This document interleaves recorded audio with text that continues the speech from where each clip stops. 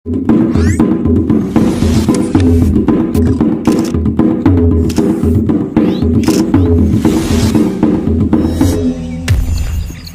budaya. Balik lagi dengan di video kali ini di channel Minahasa Punya. Kali ini torang mau dengar penjelasan mengenai musik purba atau musik tempo dulu bangsa Minahasa dari salah satu budayawan, seniman, sastrawan Minahasa, yaitu Pakakaan Freddy Wowo. Bagaimana penjelasan mengenai musik purba bangsa Minahasa? Mari kita bauni video ini. Baiklah, kalau kita berbicara tentang musik tradisi Minahasa, tentu saja kita pertama-tama perlu juga memahami seperti apa orang Minahasa memahami tentang musik itu dan apa itu tradisi. Nah, kalau kita memulai pertama dari bagaimana orang Minahasa memahami tradisi.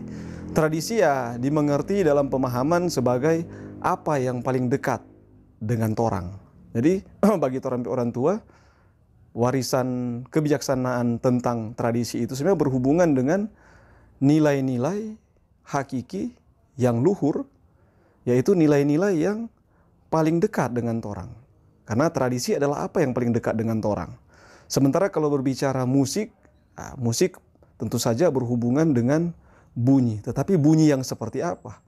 Nah, bunyi yang pada hakikinya adalah rhythm of soul atau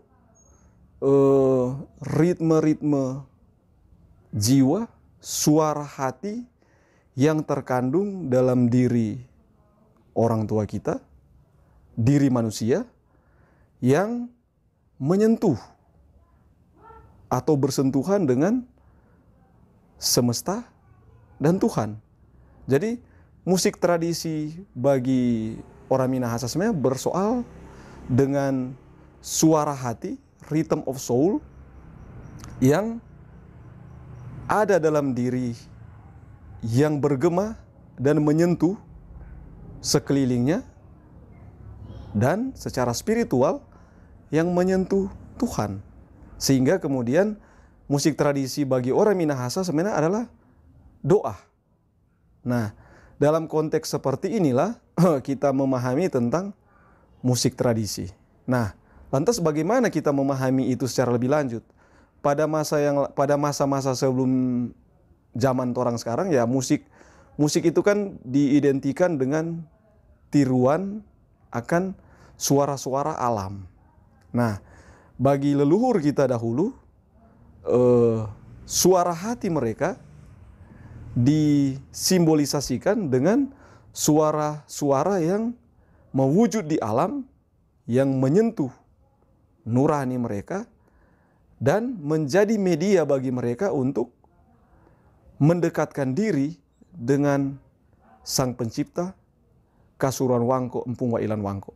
Jadi dalam proses seperti inilah sebenarnya terbentuklah apa yang disebut dengan tradisi bermusik bagi orang Minahasa. Nah, tradisi bermusik bagi orang Minahasa sudah lekat dalam semua aspek kehidupannya, karena secara mendasar hidup bagi orang Minahasa juga adalah sebuah ritual. Dalam artian bahwa perjalanan hidupnya ibarat sebuah proses beribadah kepada Sang Pencipta. Dalam bahasa yang lebih halus, pun bernafas adalah sebuah pemujaan terhadap Sang Pencipta. Dalam hal ini Sang Pencipta ini dalam bahasa orang tua kita disebut leluhur. Nah, makna-makna yang terwujud dalam ritual ini ya itulah makna-makna luhur yang sampai hari ini dipercayakan bagi orang untuk terus-teruskan ke generasi yang kemudian.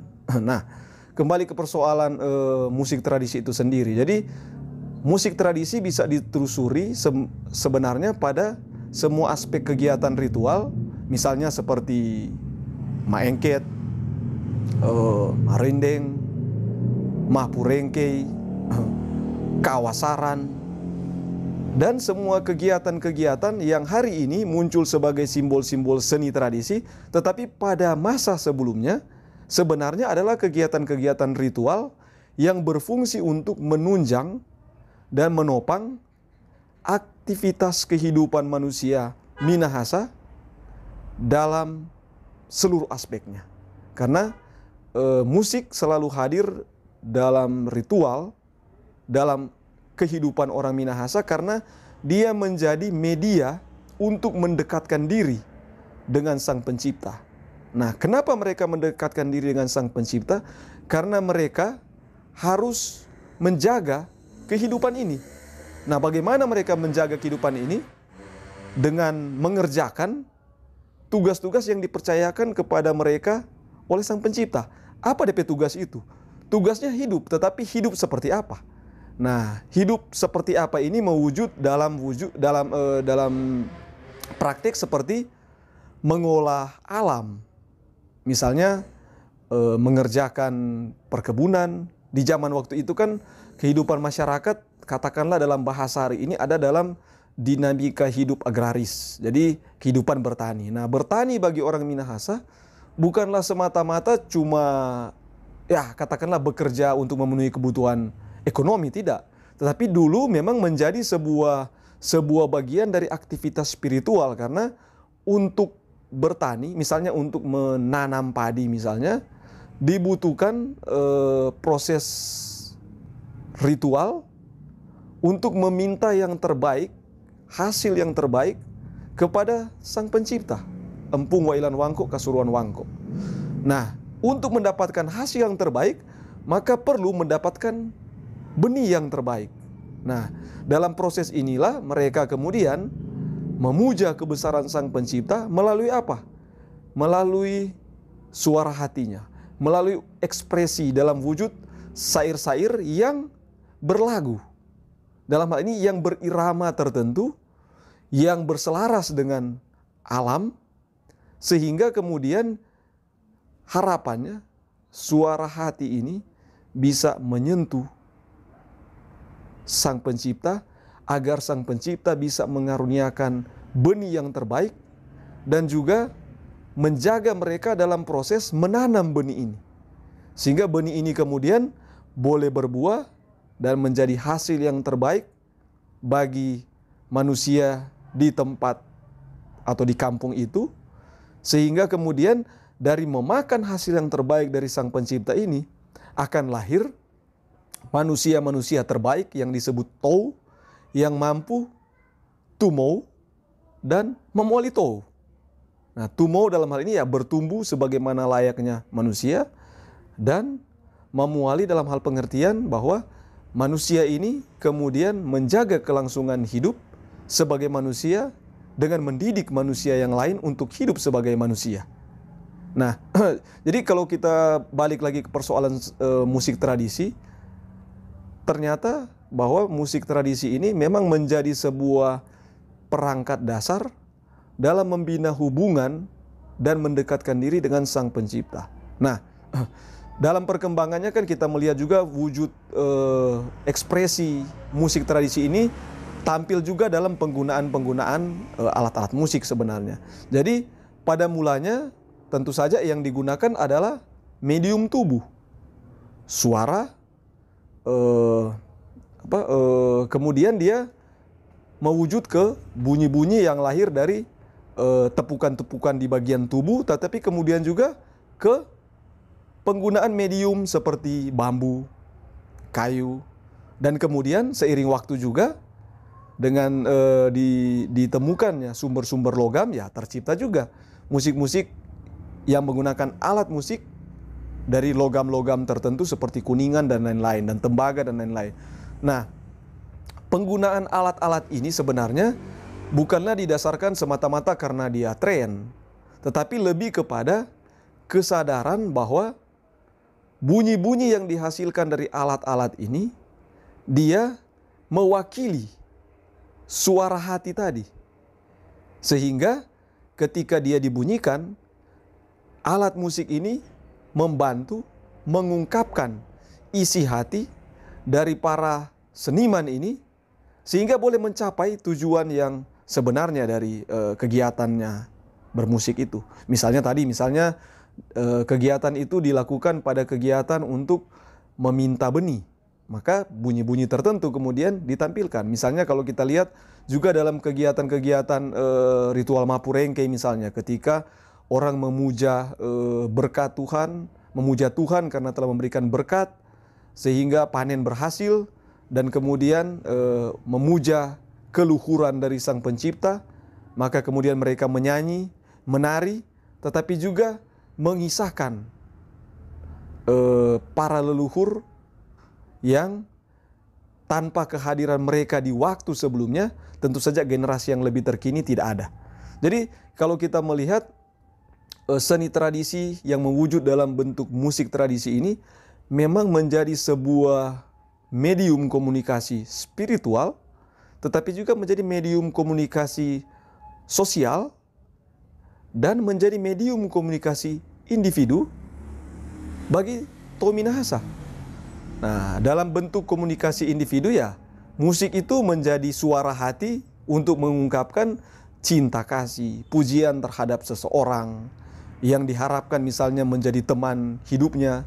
Dalam bentuk media komunikasi sosial kemasyarakatan ya, musik itu menjadi bagian dalam kegiatan-kegiatan sosial bermasyarakat. Misalnya dalam aktivitas berkebun, bermapalus, kita bisa melihat bagaimana musik dalam wujud sair-sair yang dibawakan dalam irama-irama tertentu menjadi penyemangat dalam bekerja, sehingga wilayah atau bidang-bidang tanah yang dikerjakan itu benar-benar terselesaikan pada waktunya. Nah, di sisi lain, musik juga menjadi medium komunikasi spiritual karena memang menjadi medium dari manusia di dunia ini, di Minahasa pada khususnya, untuk mendekatkan diri dengan Sang Pencipta, Kasuruan Empung Wailon Wangko. Jadi dari sini kita bisa melihat sebenarnya musik tradisi itu memiliki fungsi-fungsi yang mendasar bagi orang-orang tua kita di masa yang lalu. Nah sekarang, apa relevansinya kita sekarang melakukan penggalian tentang musik tradisi? Nah menurut kita kehadiran kembali musik tradisi di zaman ini tidak memaknakan bahwa sesuatu yang dari tempo dulu tradisional kemudian ditempelkan lagi di konteks zaman kita di era mutakhir saat ini.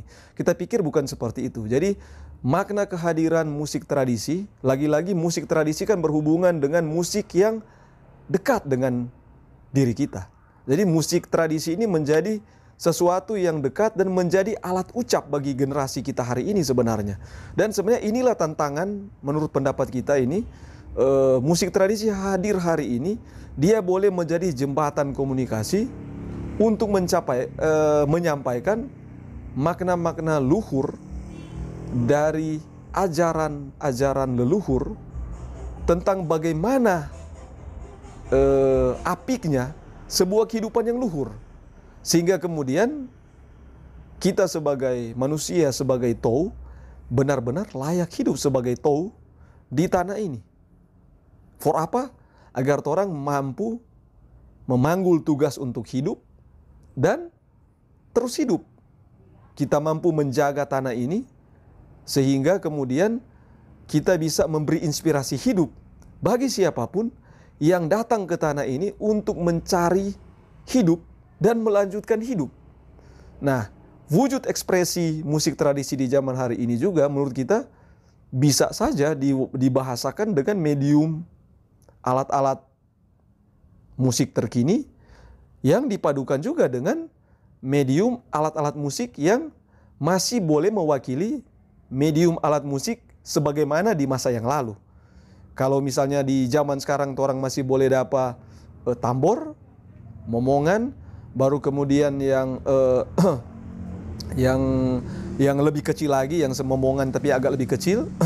Nah itu menurut kita jadi penting untuk kita kreasikan lagi agar boleh menyampaikan suara hati dari generasi hari ini. Sebagaimana juga leluhur kita di zaman lalu kan menyampaikan isi hatinya melalui musik agar bisa bercakap-cakap dengan Sang Pencipta. Maksudnya bercakap-cakap melalui nada-nada, melalui ungkapan-ungkapan ekspresif yang mewakili isi hatinya. Sehingga dalam hidup mereka, mereka boleh melayakkan diri untuk hidup sepenuh-penuhnya sebagaimana tugas tanggung jawab yang telah dipercayakan kepada mereka untuk hidup di dunia ini. Nah, demikian juga orang hari ini. Upaya untuk menggali musik tradisi bagi kita adalah upaya untuk menemukan kembali suara hati dari generasi hari ini. Bagaimana orang melalui musik tradisi ini boleh juga menyelaraskan diri dengan suara hati yang dipercayakan oleh leluhur lewat nada-nada yang masih tersimpan dalam ingatan yang luhur, dalam nilai-nilai yang luhur, yang terdapat di tempat-tempat yang luhur. Nah, musik-musik tradisi menurut kita akan menjadi relevan di zaman ini karena dia menjadi suara hati. Dia menjadi penyampai, menjadi jembatan yang akan mengantarkan kita memahami nilai-nilai luhur sebagai Toh Minahasa. Nah, itu dia penjelasan dari salah satu budayawan, seniman, sastrawan Minahasa mengenai musik purba Minahasa. Kita kembali lagi dengan video selanjutnya. Tetap semangat, Pakatuan Pakalawiden. Salam budaya.